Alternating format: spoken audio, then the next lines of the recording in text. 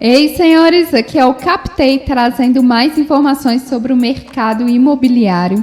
E a gente está hoje com a Carol. Carol, que é gerente de vendas aqui na Malta. E ela trouxe vários assuntos aí riquíssimos sobre financiamento, dúvida do setor de vendas, como pagamento e tudo mais, né, Carol? Seja bem-vinda. Ei, Sheila, boa tarde, pessoal. Obrigada por estar me recebendo aqui, né, Sheila? E vou tentar esclarecer o maior número de dúvidas possíveis, tanto dos ouvintes, que geralmente perguntam, quanto de um modo geral, até mesmo lá de dentro da imobiliária. Legal. Ô, Carol, tira uma dúvida aqui, que eu acho que é uma das maiores dúvidas, né? Como que eu solicito um financiamento habitacional? O que é e como que eu faço para solicitar? Então, o financiamento habitacional nada mais é do que um empréstimo, só que voltado exclusivamente para o setor imobiliário, ou seja, um empréstimo que a pessoa vai fazer para poder comprar o seu imóvel, seja ele residencial ou comercial, seja ele novo ou alugado. E também ele pode ser usado para reformas e construções de imóveis residenciais, tá? Ah, legal. Então, quando eu solicito um financiamento habitacional, a primeira coisa que vem na cabeça da gente é só para comprar um imóvel. E não, né? Se eu quiser reformar o meu imóvel, eu posso solicitar esse tipo de empréstimo no banco? Sim, tanto para reformar quanto para você construir um imóvel também. Você tem um lote e quer construir, você pode levantar um financiamento habitacional para isso. Ah, legal. Eu não sabia disso, hein? E uma outra modalidade também de empréstimo para compra do imóvel é o consórcio, que é bem utilizado também, um pouco menos que o financiamento, mas também é utilizado. E o consórcio é um grupo de pessoas que tem o mesmo objetivo, que é a compra do imóvel. Eles pagam parcelas mensais e participam de sorteios também mensais. Ele sendo sorteado, ele recebe uma carta de crédito e usa essa carta de crédito para a compra do imóvel. Semelhante à de um veículo, por exemplo. Exatamente, de um veículo, exatamente. Que legal! Ô, Carol, me diz uma coisa. A gente sabe que tem muito mito nessa questão de financiamento de imóvel, né? Por ter muita dúvida, por ser de difícil acesso à informação, tem alguns mitos aí. Quais são os mitos que é mais comum e que você vai esclarecer aí pra gente? Realmente, Sheila, são muitos mitos que envolvem tanto o mercado de compra e venda quanto o próprio financiamento habitacional, né? E um deles que a gente mais recebe aqui na imobiliária é: todas as parcelas de um financiamento são decrescentes? Ou seja, elas começam num valor e vão diminuindo ao longo do prazo? Não, não são. As parcelas de financiamento, em alguns sistemas de amortização, elas são decrescentes sim. Começam num valor X e vão caindo pouco a pouco. E atualmente, o sistema de amortização que tem essas parcelas decrescentes é a SAC, que significa Sistema de Amortização Constante. Ah, legal. Mas de um modo geral, então, você tem que consultar para ver se realmente as suas parcelas estão dentro desse sistema de amortização ou não. Não necessariamente vai ter esse sistema, seria isso? Sim, tem sistema de amortização em que as parcelas são constantes, ou seja, você vai começar o seu financiamento e terminá-lo pagando praticamente o mesmo valor de prestação. E nesse sistema de amortização, que é a SAC, as parcelas começam num valor e no final do prazo ajustado no financiamento, o valor já é bem menor. E como que eu faço? Eu que escolho essa modalidade ou é de acordo com o valor do imóvel? Como que é esse saque? O sistema de amortização, o cliente escolhe de acordo com o que for mais confortável para ele para estar pagando mensalmente. De acordo com a vida financeira dele mesmo, né? Exatamente. A SAC, o sistema de amortização pela SAC, as parcelas começam num valor maior e elas vão reduzindo. Pela Price, por exemplo, que as parcelas são praticamente fixas, as parcelas começam num valor menor do que da SAC, mas elas não vão reduzindo, elas continuam constantes. Ah, legal. É interessante também, né? Porque não aumenta, mas é um valor ali próximo do que o cliente já calculou no início. É uma opção muito usada também? Sim, bastante usada.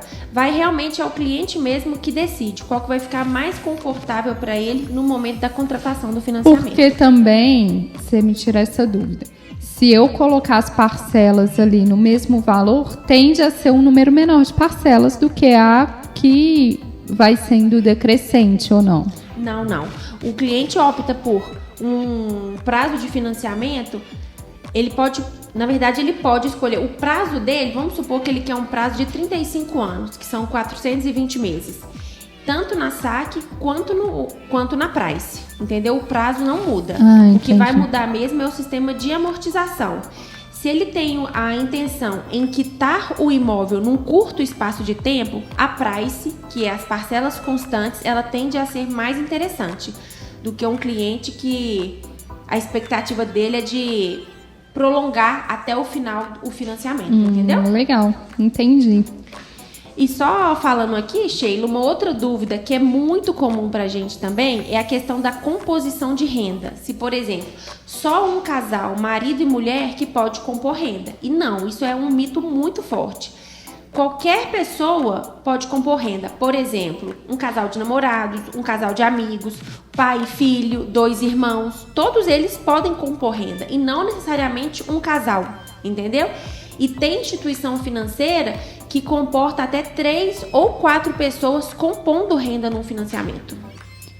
Interessante, não sabia disso. Eu acho que a maioria das pessoas não sabia disso. Legal, então não necessariamente eu preciso ali ter uma união com a pessoa, né? Que a gente acha que é só uma união estável, um casamento que faz a composição de renda, mas não, né? Um amigo, igual você falou. Pode, por exemplo, 2 irmãos querem comprar um imóvel junto, sem problema nenhum. A mãe com 2 filhos também pode. Vai ter algumas regras para poder obedecer. Por exemplo, entrando a mãe e 2 filhos, pode ser que o prazo de financiamento reduza um pouco, por causa da idade da mãe ser mais elevada. Mas não impede de compor a renda a mãe e 2 filhos, por exemplo. Legal. Ô, Carol, me diz uma coisa. Eu acho que essa dúvida aqui que a gente recebeu algumas dúvidas aqui, é uma das principais dúvidas. Quais são as regras básicas para eu financiar através do usando o FGTS? Com certeza, essa é uma das dúvidas mais comuns lá, até às vezes se confundem entre os próprios corretores, entendeu? As 3 regras básicas são... Vocês estão anotando aí, né? 3 regras básicas, anota aí. O comprador, ele tem que ter trabalhado no mínimo 3 anos sob o regime de FGTS. Não precisa de ser 3 anos consecutivos, nem 3 anos na mesma empresa, mas tem que ter obrigatoriamente 3 anos.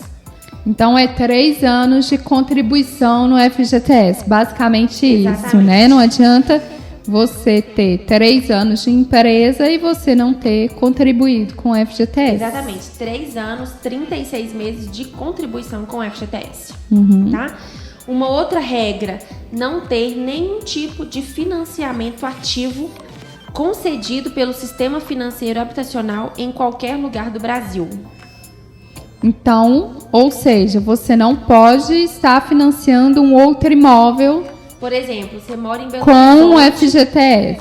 Não, nenhum tipo de financiamento. Por exemplo, você mora em Belo Horizonte e financiou o seu imóvel aqui em Belo Horizonte pelo Sistema Financeiro de Habitação.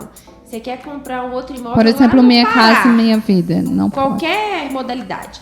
Você está comprando um imóvel lá no Pará. Não pode comprar um imóvel no Pará usando o FGTS. Se for um financiamento normal e a sua renda comportar 2 financiamentos, não tem problema. Mas usando o FGTS, não. Tá? Entenderam? E a terceira regra é, o comprador, ele não pode ter outro imóvel, comprar outro imóvel, tendo um imóvel onde ele mora, onde ele trabalha ou na região metropolitana. Por exemplo, eu tenho um apartamento em meu nome aqui no Barreiro. Eu não posso comprar outro usando o FGTS aqui no Barreiro, ou em Belo Horizonte, ou na região metropolitana. Gente, olha que legal, não sabia. Então, se você quiser comprar outro imóvel, tem que ser por outro tipo de financiamento sem usar o FGTS. Pode ser um financiamento normal, financiamento mais entrada, né? Mas sem usar o FGTS. E claro, a pessoa pode ter quantos financiamentos a renda dela comportar, mas usando o FGTS tem que obedecer essas regras. Carol, e mais uma dúvida aqui muito importante. Posso vender o imóvel mesmo ele financiado? Sim, com certeza você pode vender o seu imóvel mesmo ele estando financiado. Se for uma venda à vista, vai receber um sinal, quitar o saldo devedor e depois recebe a diferença. E também pode vender ele o comprador fazendo um financiamento. O banco que o comprador for fazer o financiamento vai quitar o saldo devedor desse imóvel e vai creditar a diferença na conta do vendedor. Então, não tem problema nenhum você vender um imóvel ele estando com saldo Então, devedor. por exemplo, se eu financiei um imóvel de 300 mil e você quer comprar esse imóvel e nós duas fizemos pela Caixa Econômica, a Caixa vai me pagar o valor do imóvel que eu estou vendendo, os 300 mil, e o financiamento, e fazer um novo financiamento com você com outras parcelas, ou você pega o meu financiamento? Não, né? Porque é de acordo com o seu financiamento, é específico de acordo com a sua renda, né? Não vai ser uma transferência de financiamento. Vai transferir o seu financiamento para outra pessoa. Não, vai fazer uma aprovação de crédito para essa pessoa que quer comprar o seu imóvel, vai quitar o saldo devedor seu e você vai receber a diferença. Vamos supor, tá vendendo seu imóvel por 300 mil reais e você tem um saldo devedor de 100 mil. A Caixa vai quitar o seu financiamento de 100 mil reais e você vai receber 200 mil reais. Entendeu? Então, vocês prestaram atenção aí, né, gente? Não tem transferência de financiamento. Não tem. Vai aprovar, vai corrigir os juros, vai verificar a quantidade de prestações, tudo de acordo com a valorização do imóvel também naquele momento. Sim, vai fazer é como se fosse a compra do imóvel que não tem financiamento. Um imóvel sem nenhum tipo de... É como se a Caixa comprasse o imóvel do vendedor e depois ela vendesse para você e você, entre aspas, não ter vínculo com a pessoa que financiou da primeira forma. Exatamente, não tem vínculo nenhum, é um processo começado do zero. Muito interessante isso aí, eu acho que é a dúvida de muita gente. Carol... Ô Sheila, só uma outra dúvida que todo mundo tem também, pelo menos que chega muito pra gente aqui na imobiliária, é assim, se a pessoa que é autônomo tem uma renda informal, se ela consegue fazer um financiamento, ou se é só uma pessoa que tem carteira assinada e contra-cheque. Uma pessoa que trabalha de forma autônoma, ela com certeza ela consegue um financiamento, desde que ela comprove a renda dela, entendeu? Da mesma forma que uma pessoa que tem carteira assinada e comprova através de contra-cheque, ela pode não ter o crédito aprovado.